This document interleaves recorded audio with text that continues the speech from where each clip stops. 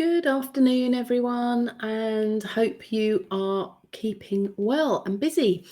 So, today we are going to be talking about making a plan and making sure that you are thinking about the future, not just short, medium, and long, but thinking about all different aspects of your career.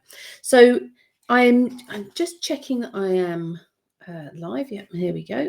I will just stop that now. Good. Just getting used to the technology. So today, let's talk about planning. So this week we've talked about thinking about our careers and our jobs. We've talked about why we might be looking for work. We've talked about different parts of our life and making sure that we are thinking about that balance. All of the different reasons why we might be looking for work. And we've also talked a bit about what yesterday we talked about skills and what skills we have, making sure that we're matching up a job that we want with the skills that we have, so that we can actually follow some of our passions and make sure that the reason we're going for that job and what we're doing is going to be the best fit that we can have. Now, when I want to talk today about making a plan, is because the world of work at the moment is pretty uncertain, isn't it? And so whilst my book is called, Get the Job You Really Want in a post-pandemic world, actually right now you might be already in a job. It might not be exactly what you want, but are you going to walk away from a role right now if the economy is a little bit stuck or a bit sticky and we're not quite sure what's going to happen? Now, the answer might be no. I'm definitely not going to be walking away from a job, Della, because even though it's not what I want, I'm just going to put up with it and see how I get on. And that is absolutely fine. And to be honest, I've been advising a couple of people who have talked to me about career coaching. I've advised them that really, they need to be thinking about where they're staying because they've got, say, 12 or 14 years service. Are they going to walk away from that role into a role where you're on probation and suddenly, any rights and things might be at risk? However, even if you're in that situation, I think it's always good to make a plan. We can still be thinking about our long-term career goals, our medium-term career goals, and our short-term career goals whilst we are in a job. And although the job might not be absolutely perfect, the one that you really want, we can still be doing work behind the scenes to make a plan. So in terms of, let's assume that you're looking for something better in the longer term. What can you do now to make sure that you are thinking about the future? And the reason I ask people to make a bit of a plan is because we can be very focused on today. I don't like this job and I really want to be doing something completely different. But there often isn't a plan of stepping stones in the background. And what happens is that 1 year will go past and not much progress has been made because we're still thinking in either very short term, very dream, what do I really want, but not the steps in between. So there's a couple of different ways that we can do this. And in my coaching practice, we do quite a lot on timeline work. Now, you can either start with a timeline that starts as to where you are now and where you want to be and work out the steps that you need to take to get there, or you can do it the other way around. And I actually prefer doing it the other way around. I prefer starting at where you want to be and then working backwards. And often it means that what you're showing is that, I better do something today. I can do something today to make this dream a reality. Now, if we're thinking, maybe if you're someone who's at the start of their career or you're wanting a change, some of these career path patterns might be 3, 4, 5 years into the future, and that is absolutely fine. First of all, you're going to start about what it is that you are wanting to be. Now, it might be you want to be trained in a particular field. When I did my coaching diploma, I had to go and get some qualifications. I had to have practice clients. There was a time frame element to get the qualification and get the experience that I needed.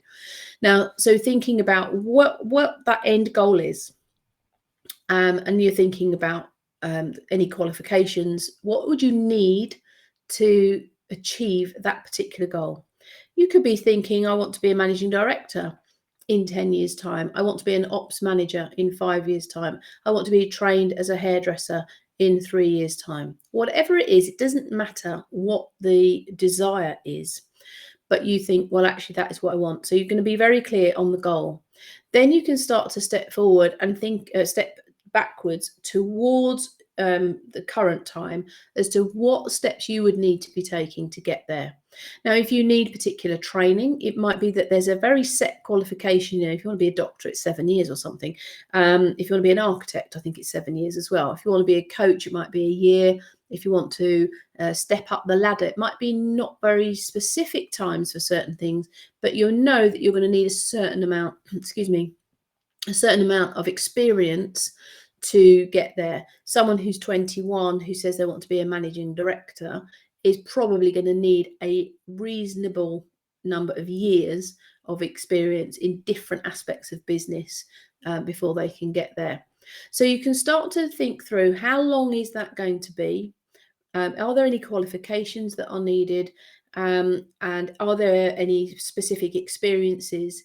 If it is a job where you need multiple experiences and you need to work around an office or around different departments, then you might be saying, well, I need a year here or I need a year there. I need a year overseas if I want that experience. And what you can do is start to block out. You just get a piece of paper and you put your end goal in and you start to block out forward or back, whichever way you choose to do it. And you can start to see where it is that you want to go. And there might be some other things rather than just qualifications and learning, but there might be some other timeline elements as well. You might need to think about family considerations. It might be that you need to think about location. Are you actually in the right place, in the right country, in the right region? To make this thing happen, would you need to move? Do you need to move to London? Do you need to move out of London? If you want to go and do something specifically in a service area, are you in the right sort of town to be able to deliver that? If you're in a small village, you might not have enough clients, for example. Depends on what you're talking about. There's also online aspects, thinking about how would you get the training. Could be online or in person. Some courses are a lot longer if you do them online, but you can do them very quickly if you do a week-long absorption type course where you're in there all the time. So what you're going to do is just be trying to think what that plan looks like. Now, you can be doing this behind the scenes, regardless of whether you're in a job, whether you like it or not. You can be doing that piece of work behind the scenes. And you can also be thinking about, to get that goal, what is it I could do in my current job now that would help me meet that end goal? Now, some people say, well, I need to completely jump ship. I need to completely leave an organization to make this dream happen because this particular company is no good or it doesn't have the opportunities. As I said at the start, you might be thinking now's not the time to jump ship and just leave an organization. So having a look at what it is you could do now that would anyway contribute to that end goal can be really helpful. It may be as simple as doing some online courses that your company offers. Might not seem that that's completely linked, but it might show you that you can do learning, you can expand your skills. There might be opportunities to volunteer in your organization to do other things. You might be able to step up and do more team leading, supervisory work. You might be able to join some sort of community. I know of some people who've done, and I did this myself, actually set up things like a women's network within a company, get involved in things like Black Lives Matter, environmental, or sports clubs, anything that requires a little bit extra organisation. If you can do something like that that's in your field, and it might be that a club or something that you're interested in your future doesn't exist in your business right now, but it might be that you could create it. If you want to become a budding artist, you want to set up your own studio, but you're in a corporate job, why not think about asking about setting up some sort of art club It could be that you're thinking, well, that wouldn't necessarily work, but it might. So you can look at how you could bring that future goal into today's world without having to leave your existing company. This way, you will start to feel like at least, oh, okay, I've set up that art club, I've gone and joined that committee, I've done that organisational thing, and I'm now slowly but surely adding things to my skill set, my CV, so that in 10 years' time, actually, or 5 years' time, it starts to show that it counted. Now, there are other things that you can be doing to make a plan that is covering all bases. So I've just talked about that future career piece. But what about making a plan for the future if we think that things might not go the way that we want? A lot of companies are thinking, with the cost of living, cost of energy, that there may be more redundancies because their costs are going so high. Now, hopefully this isn't you, but if you are thinking that your company is maybe a little bit shaky and maybe giving out vibes that things are going to have to change, then making a plan for yourself, a plan B, a plan C even, of what you might do can be really helpful. Being made redundant is a shock. Even if you think it's coming, and I knew that my redundancy second time round was coming, and it still is quite a big disruption. You still left reeling a little bit and thinking, God, what am I going to do now? If you can plan ahead and get yourself mentally ready, that's one element of planning. Getting your CV ready now can be helpful. Tomorrow we're going to talk about CV planning and how we can make it shine. So if that's something of interest, do join me then. Now, making sure that your CV is of good quality, it does take time. And often when people have been made redundant, they really want to just jump straight into looking for a job, because obviously it's like, I need to get a job. I need to get a job now. What you don't want to be doing is then thinking, I've now got hours of time to spend looking at my CV because I haven't looked at it in 5 years or 10 years. You need to be thinking about what those skills, experiences, the dates, the achievements, all of those things, you want to pull those out now. So making a plan is about making yourself ready in case you are made redundant and the worst happens. At least you'll be mentally prepared, your CV will be prepared. You can also be thinking about, if this does happen, that I will start to think about where else I might go. What are similar companies that I could jump to? Or what other companies do I want to be working for? You could be thinking about just starting to follow companies on LinkedIn. You could think about looking at your network and working out who you might want to meet, so that you are just getting a little bit ahead. And as I say, you don't need to be going out there and posting everything on LinkedIn to say, look, I think I'm going to be made redundant. I need to get a job right now. But it's about mentally preparing yourself for the worst that's going to happen. People who know that they know a contact in another company who'd be happy to have them are likely to just walk straight into that job. They pick up the phone on the day they got made redundant and say, look, I know that you said you were looking for people like me. I'm actually now available. You might get snapped up. That requires a bit of planning to get you ahead of the game, so that you've got your plan B already lined up. So thinking about those aspects can just help you get ahead.